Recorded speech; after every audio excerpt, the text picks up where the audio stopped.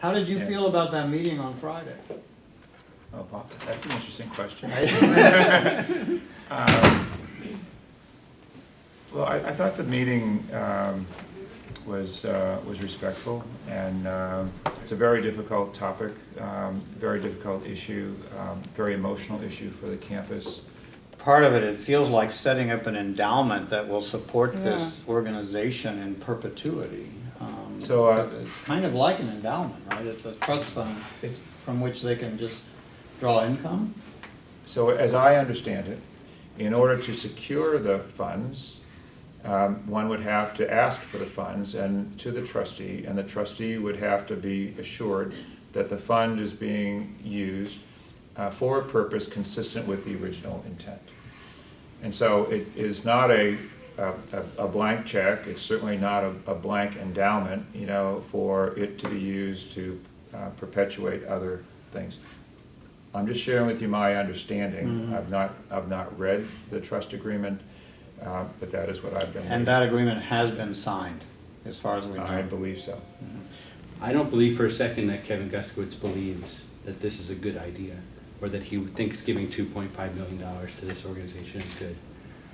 I think he's in a situation of having to either represent us, what he heard on Friday, and speak clearly and loudly against this idea, or potentially lose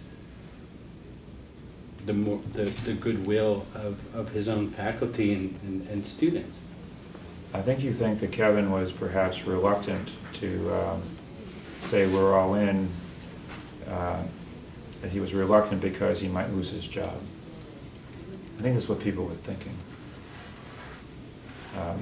He's also interviewing for the job with the very people that were, right?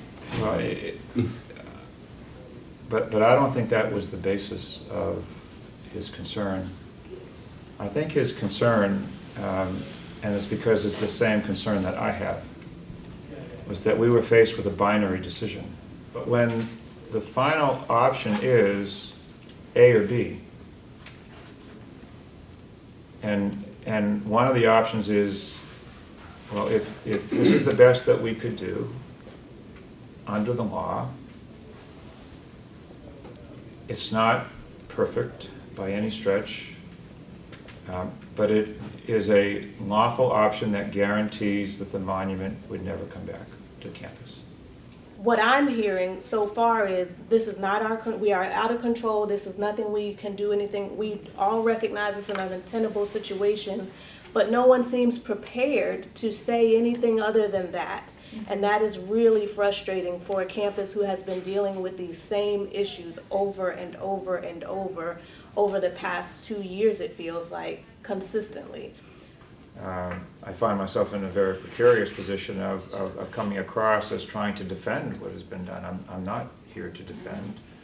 I'm here to try to explain to the best of my knowledge what I understand to be what has transpired. But I think we're all with you in that we're struggling, you know, in terms of, you know, how do we move forward. Thank you, Bob. Okay. I know it's not fun to go and talk, but we're a pretty good group. We have Oh, a lot you're of good- fun. Yeah, You're we have a lot of fun. Thank you, Bob. All right, we got to keep this conversation going. Yes, you finish your point, and then we have some other, I think, Joy.